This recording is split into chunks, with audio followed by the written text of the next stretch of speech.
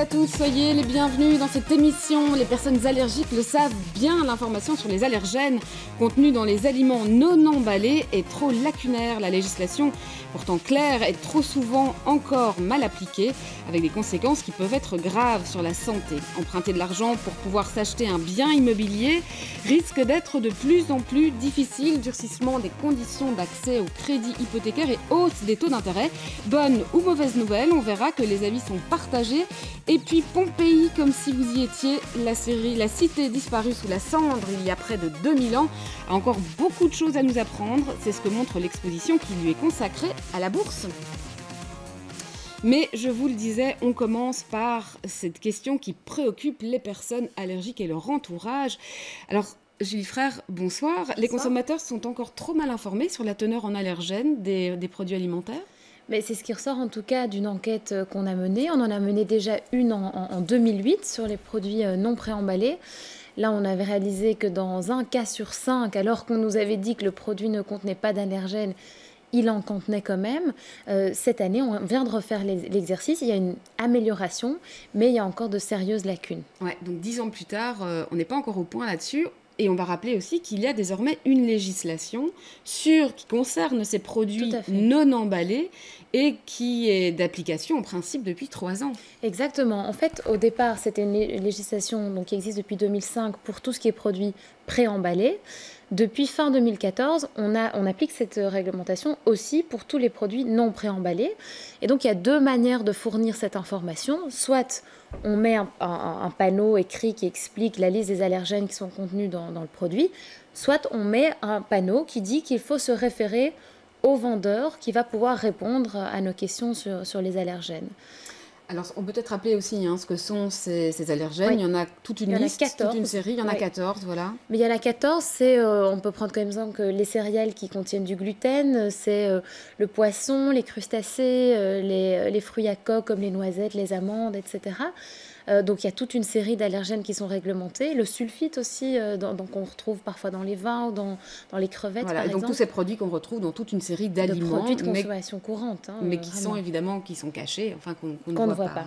Mais les personnes qui sont allergiques peuvent y être évidemment extrêmement sensibles. Oui, parce que ce sont vraiment des risques qui peuvent être très importants. Bon, parfois c'est simplement, entre guillemets, des gonflements, des irritations, des démangeaisons, ça peut être des vomissements, ça peut être toutes sortes de réactions, mais ça peut aussi être fatal à la personne qui est allergique. Donc c'est vraiment quelque chose à prendre très au sérieux. Et les personnes qui sont allergiques sont très attentives, évidemment, aux informations qui leur sont données sur la présence ou non de certains allergènes. Qu'est-ce que vous avez observé lors de vos enquêtes ? Donc d'abord, combien de lieux est-ce que vous avez visité, puis qu'est-ce qu'il en est ressorti ? Alors, on est allé dans 43 points de vente et on a demandé d'obtenir une couque au chocolat, parce qu'on est en Belgique, et donc on a demandé des couques au chocolat sans traces de noisettes. On a dit qu'on était allergique aux noisettes et donc on a demandé d'être assuré du fait qu'il n'y avait pas de noisettes dans ces couques au chocolat. Alors, sur ces 43 points, il y en a 67% des cas, on nous a donné une information correcte très facilement. Donc ça, c'est une amélioration par rapport à nos précédentes enquêtes. Ouais, donc 67 points de vente, une amélioration, mais selon vous, c'est pas satisfaisant encore comme chiffre ? Mais alors, il reste déjà que dans 5 points de vente, on n'a pas pu nous répondre du tout, ce qui est quand même problématique. On a une réglementation qui existe depuis 3 ans. Et dans 9 points de vente, ça a été extrêmement fastidieux de retrouver l'information. Autre chose, je vous disais tout à l'heure qu'il faut indiquer sur un panneau qu'il faut se référer au vendeur quand on donne une information orale. C'est une obligation légale d'afficher cette indication. Il y avait seulement 7 points de vente qui indiquaient clairement qu'il fallait se référer au vendeur. Donc ça aussi, c'est une mauvaise application de la loi. Et alors la chose la plus interpellante, c'est que nous sommes repartis sur base de toutes ces informations avec 27 couques au chocolat qu'on a analysées en laboratoire. Et il y en avait quand même 2 qui contenaient des traces de noisettes, alors qu'on nous avait garanti qu'il n'y aurait aucune trace. Vous me dites 2, c'est peut-être pas beaucoup, mais pour une personne qui a une allergie alimentaire, ça peut avoir des conséquences très graves.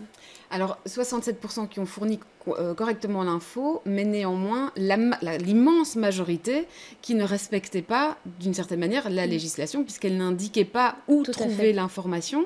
Ça veut dire que les contrôles sur l'application de la loi ne sont pas encore suffisants 3 années après? Mais ça c'est vraiment une de nos revendications les plus importantes. Je pense qu'une loi qui reste théorique parce que simplement on ne contrôle pas son application, c'est évidemment des avantages de tout le monde.